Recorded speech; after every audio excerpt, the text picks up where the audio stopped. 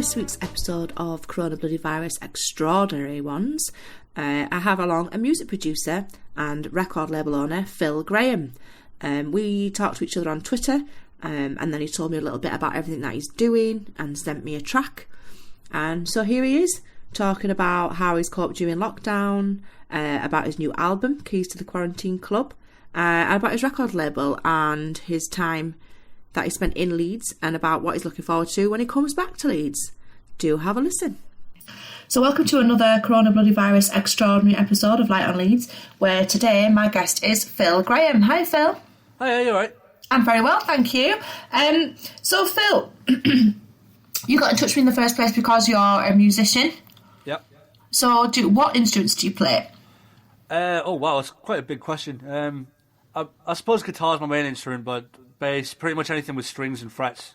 Oh, okay. A little bit of piano, and I just started taking up the drums this year, and trying to learn a little bit on the saxophone, but I'm really struggling. And so, have you always been involved in music since you were young? Yeah, I started the piano at quite a young age. I didn't pick up the guitar till quite a while later. I think it was about maybe 12, 13 years ago when I started playing. Yeah, I've kind of just always loved music. I've always loved getting involved with playing live, mostly, you know, being on stage and sort of showing off, really, I suppose. So have you always been in bands in the past? Yeah, I started getting into bands when I was at sixth form, and I don't think I could even count how many I've been in. There's still a few that I'm in that we still do regular things. There's one in Leeds, and I'm in two bands in Surrey at the moment. Yeah, I just love the whole thing about playing in bands. I love being being on stage with a group of people, and it's just so much fun. There's no feeling like it. You know, it's so much. I do love playing on my own as well, but I find in a band you just get that extra sort of adrenaline kick because you're playing with other people, you know. Yeah, you're getting that sort of communal input, really. You're all going through the same thing together. Mm-hmm.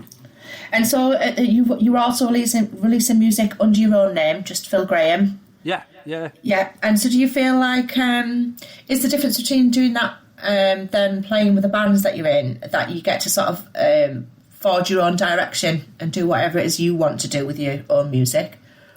Yeah, I think it is that. I mean, I've kind of always done solo stuff as well, anyway, as a sideline. Right.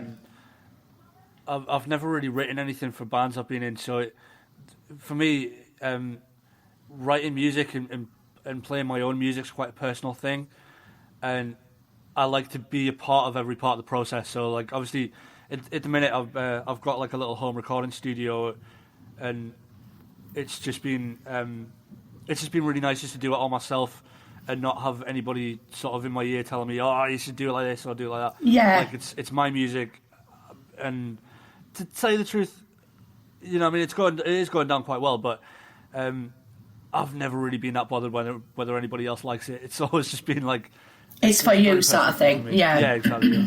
Oh, that's nice. Does it also sort of come with its own kind of downsides as well, though? Because I suppose if you're writing songs with a band, then you've got lots of input and stuff. Do you struggle with kind of knowing when a song's finished? Because I know a lot of musicians struggle with that, sort of keep working on something and want it to be this like idealised version of perfect. Do you find that a problem, or? I have done in the past. Yeah, I've tried to avoid that recently. You know, with this new album and stuff. But in the past, I have ended up writing stuff and just working it to death. You know, like trying to improve it so much that I completely ruin it.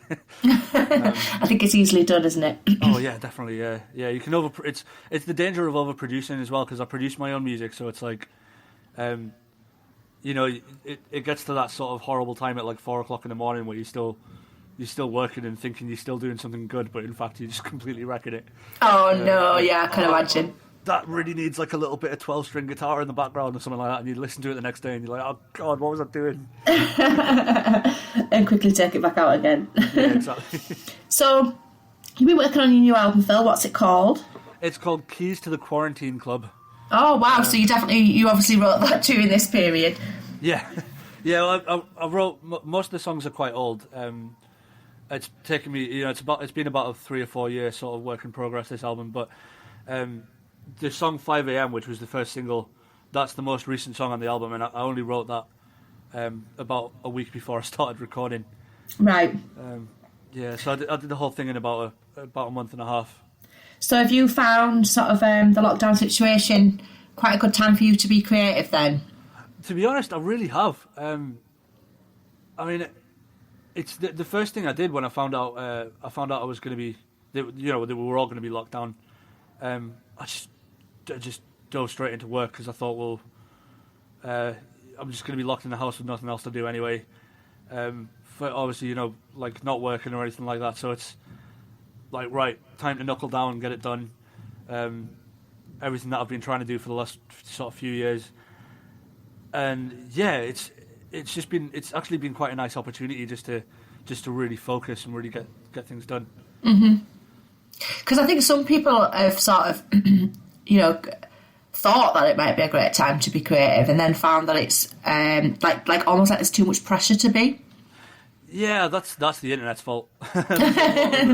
There's a lot of that happening. You see, people are seeing these memes posted all over Facebook, like, if you're not using this time, like, to do something creative, then you're wasting your own time. It's basically people trying to tell other people that they're some sort of waste of space. That sort of shaming thing. Yeah, it's really unfair that it is. With it in very different ways. Exactly. Yeah, that's exactly what I think. I think if you are managing to do that, then all good to you. But of course, there's plenty of people who are still having to work from home and raise and educate children, and I think to expect them to do anything extra creative is perhaps a little bit too much. Oh yeah, definitely. Yeah. Yeah. So you also have your own record label called Clumsy Alien. Yes, I do. Yeah. How did you come up with that name? Completely at random. I'm not gonna lie. You just needed a name. Yeah, pretty much. Yeah. When I first moved down to, I'm living in Surrey at the moment. When I first moved down here, I set up a little label called Open Note Records, and me and my business partner had a few issues, and we ended up disbanding it, and I set up on my own. So yeah, the Clumsy Alien thing was just sort of just something that just popped into my head, I suppose. Just plucked out of thin air. Yeah. Is it, so for people who would have no idea about this, how do you go about setting up your own record label? I had some money saved up, and I bought some studio equipment, which I'd wanted to do really since I left university, or since I was at university. It would have been really handy to have it while I was there. Forked out for a second-hand iMac, some decent mics and a couple of monitors and audio interfaces and stuff, and a load of cabling, some nice headphones, and I'd saved up a couple of grand from just from working over the years and stuff, and I just thought, well, if I've got all this equipment, it's the best thing to do with it, really, because then, I don't just have to record myself, I feel like I'm wasting it if I'm not helping other people out. And I'd seen so many labels ripping people off for money, and it just seemed really unfair, and it seemed like most of these big recording studios are charging people so much money just to get in there. And I wanted to do something to help musicians out. And basically, I set up a website, I set up on social media.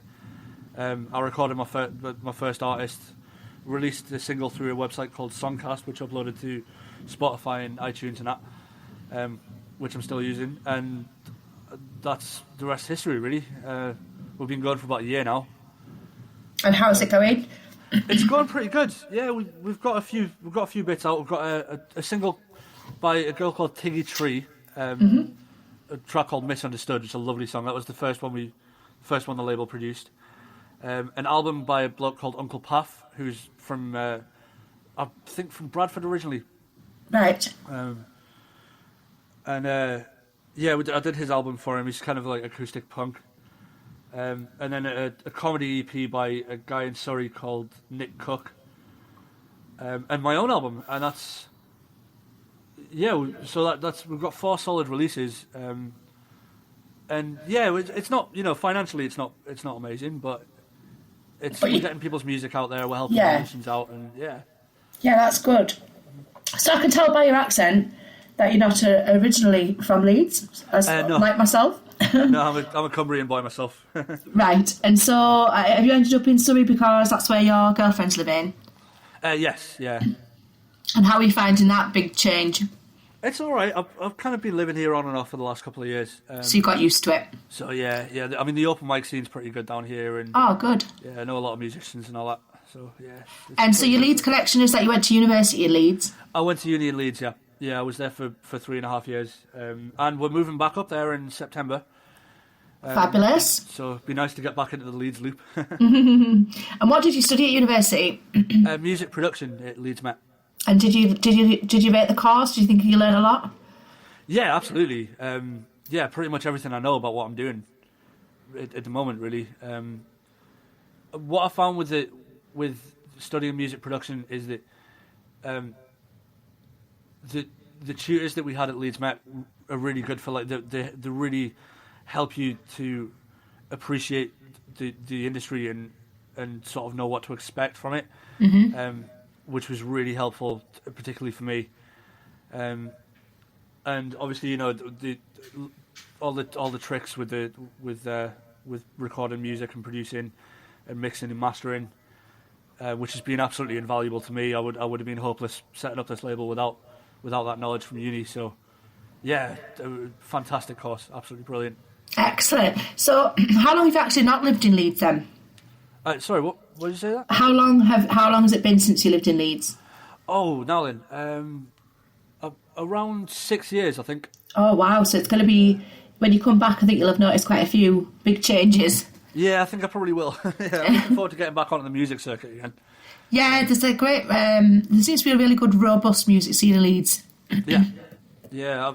I'm quite looking forward to it because the music circuit in Leeds seems to be quite student dominated. Mm-hmm. It means it changes completely every 3 years. Yeah. So you've got a totally new, fresh scene every few years, and it just makes it so because the music circuits in other cities can get stagnant. Yeah, the same people doing the same gigs. Yeah, the same open mics that are running day in, day out, and I've been really lucky because most of what I've done with music I've either done in Surrey, Leeds, or Newcastle, and they're three great places for music. They have a very similar sort of vibe. You know, the music circuit's constantly changing. Do you find, Phil, that when you have, if you have have a band who comes to you and wants to record with you, would you record like anybody of any style, or do you tend to go for things that you like the sound of personally, or does that not really come into it? Usually, I'll tend to try and seek out people that have just got something that extra sort of drive and the extra sort of willingness to really move forward with their music. I find that's something that's really helpful to all musicians. And I've worked with a few people where they've just not wanted to work at it. Right, so you're looking more for attitude than style, really? Yeah, I mean, obviously musical style and ability is important, but I like people with a positive attitude about the industry and people who really want to make a go of it, you know. And what I try and do is, I treat my label as a sort of stepping stone for musicians. So like, obviously everything goes out on Spotify, iTunes, Apple Music, and all that. And I just send that out to as many people as I can, you know, to radio stations, to other record labels. And I just kind of want to keep the label as a stepping stone to help people get into the industry, so that hard work can really pay off, you know. Yeah. I mean, I love producing music, and you don't want to be put in a room with a musician who's you know, really arrogant and really awkward to work with. So yeah. I suppose it's just the same as any walk of life, really. Yeah, exactly. Yeah. So, when you were in Leeds, did you make quite a lot of sort of contacts and people that you're still in contact with now? Yeah, quite a few. While I was up there, I was running a promotion company called Blue Fruit, which is now a catering company run by the same guy that I used to live with, who I'm hopefully going back to work for as soon as I move back there. Nice. but we put on gigs all over the city. We had a few regular venues that we put on gigs and open mics at. And it was really nice just to get into being in the sort of in the music industry semi-professionally. So yeah, contacts wise, there's a lot of people I knew from university who are going on to do bigger things now. Yeah. That I've tried to stay in contact with, and I'm hoping to reconnect with when I move back there. Excellent. Yeah. How have you personally been finding the whole lockdown situation then? Have you got any sort of hints and tips of things that you found that have kept you occupied? Get a games console. Is that what you're into? Yeah. I mean, I'm lucky because I'm living with my girlfriend and her family at the moment, so sort of got people around all the time, which sometimes can be worse. But I've got my little sort of studio set up, and I can. Oh, that's nice. Sort of disappear when I need to, but I would say just do whatever you can to keep yourself busy, and to stop yourself from overthinking it, and stay away from the news. Because politically, this is just getting horrifying to look at, And I think the difficulty for me is I try and watch those, not all of them. I try and watch some of the daily briefings mainly because it's not because I believe what they're telling me, but I don't want to, like, in general, you hear from other people who've read something in a paper. I'd rather know what it is that has actually been said rather than people's reports of what have been said. But I do know what you mean. It's been like one of the biggest pieces of advice is try not to overload yourself with it too much. Yeah. Just try not to overthink it. I mean, we're all stuck in a similar situation. We've got key workers that are still at it, but we're isolating, we're socially distancing. Nothing that's going to happen on the TV is going to change what's happening in real life. No, you've just got to sort of take everything day to day as well, haven't you? Because things seem to be changing quite rapidly on a quick basis. So one thing that you might have been worried about one day suddenly becomes not part of the problem another day. Yeah, exactly. Yeah, this whole situation seems to be sort of constantly changing and revolving as well. It seems like it's a different disaster every day, which can be if you're overthinking that sort of thing, that can be really damaging for your mental well-being, Yeah, I think partly as well. I think one of the things that's quite frustrating about it all is you sort of feel like there's. I mean, to some extent, you just got to accept it, but you feel like you don't have any control over what's happening, and it's not like we've had anything in the past that we can refer to and go, oh, well, this is how people coped in those days, and this is the way it all rolled out. We don't sort of have any of that, really. We're in a very brand new situation for sort of humankind, really. Yeah, I mean, to be honest, thank God for the internet. Oh, gosh, yeah. Yeah. This is something I never thought I'd hear come out of my own mouth, but I can't imagine... I can't imagine going through this without the level of technology that we've got and the stage at sort of technological evolution that we're at. I mean, I think in some ways, I think if you think about could anything positive come out of it all? I think one of the things that some companies have been learning is. There is a huge capacity for people to be able to work from home because of all of the technology and, how secure everything is nowadays. And like, personally, I'm quite happy to stay at home for as long as possible. But me too, to be honest. What I'm quite looking forward to after the... just talking about whether anything positive is going to come out of it, what I'm quite looking forward to after the lockdown, because obviously with the film industry is pretty much shut down as well. Like live-wise, the music industry's closed completely, and creative people are stuck at home with nothing else to do except write. So I think that the level of creative media that's going to come out after this. I'm not 100% sure about that. I did think that because you sort of common sense sort of tells you that, but actually, I've watched a few. I think it was Frontline with Mary Beard, and she was interviewing two like really well-known authors.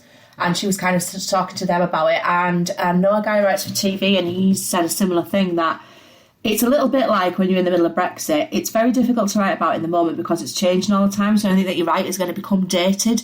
And it sort of feels a little bit like this in the coronavirus. And I'm sure you're going to get some things that have come out of it, creative. But in a lot of ways, it's a very difficult situation to sort of write about creatively because we're so very much still in the middle of it all. Yeah. But people just being creative in general, like doing extra things because they've got more time. I think that's definitely happening. Yeah, I think people it's just with having that time alone with your own brain, you know, like. Yeah. I mean, I don't think it's going to be necessarily just lots of creative stuff about the situation. COVID. I think it's just, you know, when you've got people who write for TV and who write film scripts and stuff like that, I think that something really good is going to come out of this in terms of the genres of film sort of evolving, because I think, as I say, people are just spending so much time alone with their own brain. So you're looking forward to seeing what new movies are going to have been spawned by it. Yeah, well, I mean, new films, new music. You know, new music already. There's so much. I'm getting sent a lot of stuff on Twitter with people with home studios that are just firing it out. You know, that are doing loads of music. That must be nice for you to hear sort of all that positive output coming from something so negative. Yeah, it's really cool. I mean, because I'm still promoting my album at the minute. I'm doing quite a lot on Twitter, and what I'm finding with Twitter is that I kind of do that annoying spam thing. You know, I'll send a message out to everybody who follows me and be like, "Oh, thank you for following. Here's a song you might like. Give it a share if you're into it, and send me some of your stuff." And like 9 times out of 10, if it's a musician, they'll send me their stuff back. Oh, that's nice. So that's kind of why because I started my own podcast with the aim to sort of to help promote some of that. Yeah, and what was your podcast called? It's the Clumsy Alien Hive Mind podcast. Oh, nice. How long have you been going with that? I'm releasing my 6th episode on Sunday.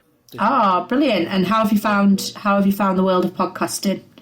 I'm really enjoying it. I mean, I've always been a fan of listening to podcasts.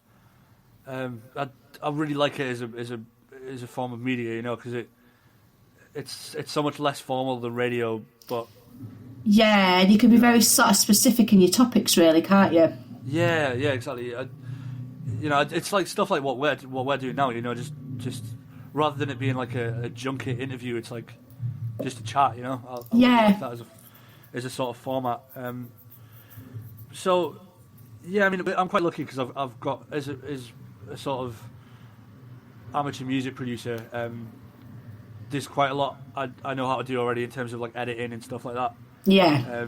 So that's been quite handy because I'm pretty much self-sufficient with it. That's good. Yeah. Oh, excellent. So when you were in Leeds, can you remember what you thought was great about the city? To be honest, Leeds is so vibrant. You know, it's there's just culture everywhere. It's amazing. It's like, you know, I suppose it was a bit of a jump for me because growing up in a small town in Cumbria and then diving straight into a city. Yeah, did it seem like a big leap for you? It did at the time. Yeah, it really did at the time. I mean, I'm a bit more used to it now with having lived in Newcastle for a little while and obviously lived in Leeds for 3 years. But it's just so there's something for absolutely everybody in Leeds. It's oh, excuse the motorbike. Yeah, I was wondering what that was. Yeah, Leeds has got something for everyone. There's just this culture on every street corner. It's just a massive variety of really cool stuff. Yeah, that's what I think. I agree. Yeah. Is there anything that you would say that is something that you think is not so great about the city? To be honest, when I was a student, I would have said no.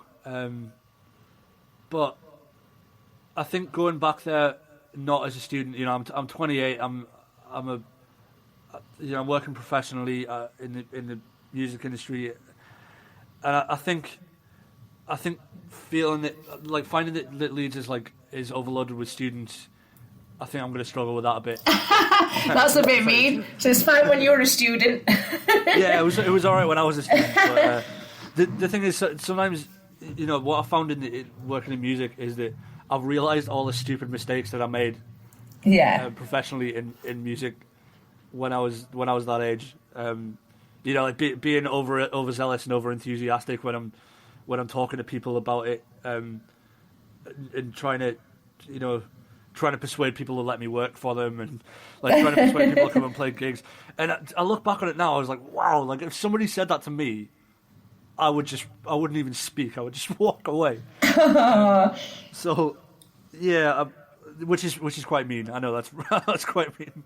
But it's good. It's good that you had the passion to do that in the first place, and you had the chutzpah to go out there and give it a go.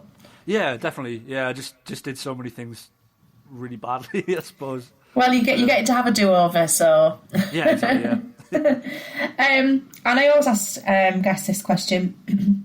Even if somebody had lived in Leeds for a very long time, would you be able to tell them about something that you would consider to be a hidden gem? A hidden gem? That they might never have heard about? Well, as I say, I'm a little bit out of the loop, but there's a few places I do know that are still open. I used to drink at the Primrose on Meanwood Road, but I think that's been taken over. You used to be able to get a pint of Foster's there for £1.75. Wow, that is a bargain, isn't it? Yeah. I mean, that does sound a bit like back in my day, Go out with a fiver with change for a taxi and all that. But I think the Chemic Tavern was one of my favourite spots, and it was amazing the amount of people that had no idea where it was or had never I've heard of the Chemic Tavern. Whereabouts is it?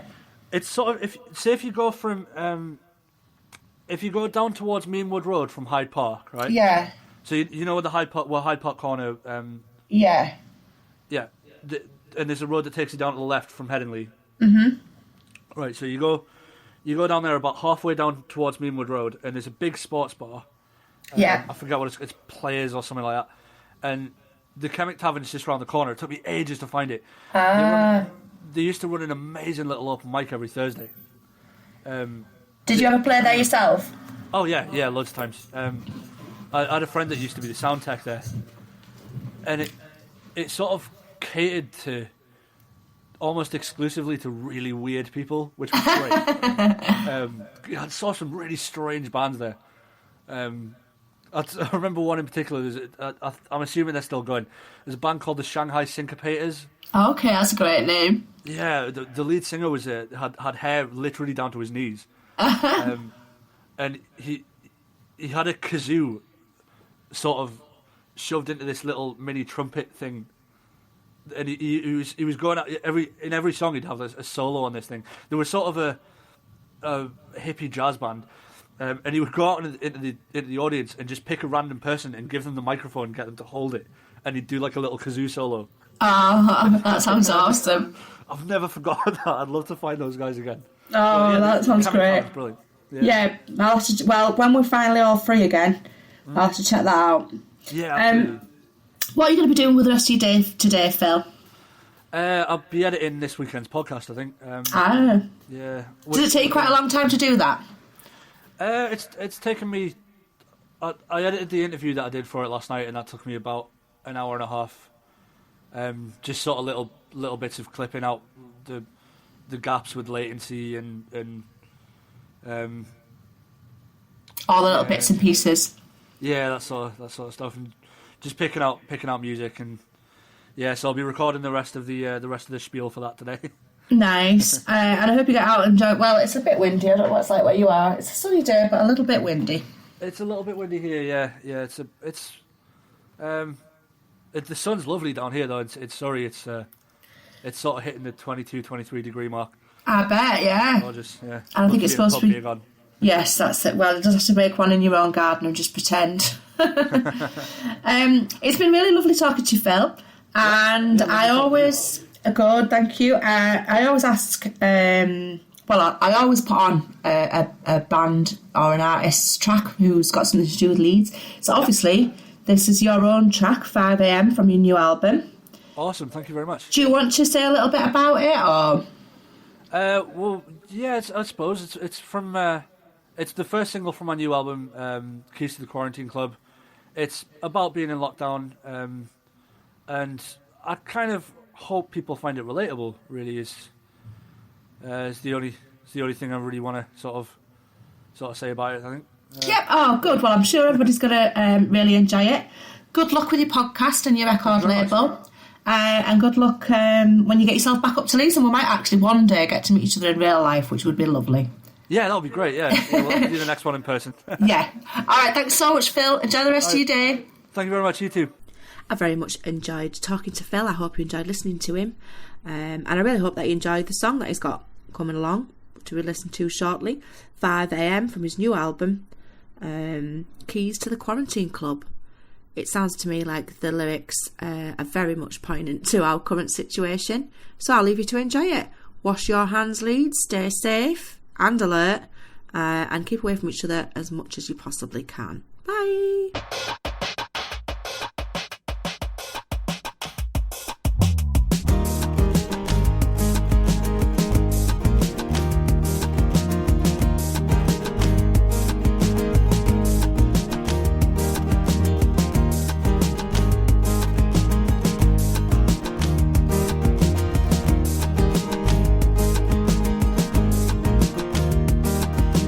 Times are living easy, times are living hard, times are living just enough to stay on the track. Days of being lazy, days of working my fingers to the bone, and days of watching my back.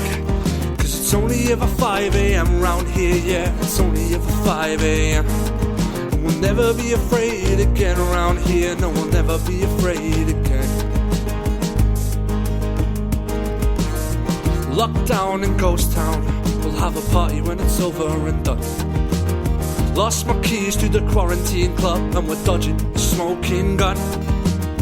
Stuck indoors for days upon days today, just the phase of all phases. Deep breath and lick your wounds, bandage up your grazes. It's only ever 5 a.m. round here, yeah, it's only ever 5 a.m. And we'll never be afraid again round here, no, we'll never be afraid again. Yeah, it's only ever 5 a.m. round here, yeah, it's only ever 5 a.m. And we'll never be afraid again round here, no, we'll never be afraid again. Jump out of bed, coffee, stick the telly on. Go on mad, seeing red, sorry, sound mine's long gone. Taking pictures of ourselves to send to friends to prove that we're still alive. Stay indoors, don't go outside, don't go outside. Cause it's only ever 5 a.m. round here, yeah, it's only ever 5 a.m. And we'll never be afraid again round here, no, we'll never be afraid again. No, it's only ever 5 a.m. round here, no, it's only ever 5 a.m. And we'll never be afraid again round here, no, we'll never be afraid again. Oh. Call 1101, whatever. Might never see you again, but we'll stay in touch. Stay away from me, can we stick together? Leave me alone, but would you be my crutch? Yeah, it's only ever 5 a.m. round here, yeah, it's only ever 5 a.m. Never be afraid again round here, no, we'll never be afraid again. No, it's only ever 5 a.m. round here, it's only ever 5 a.m. We'll never be afraid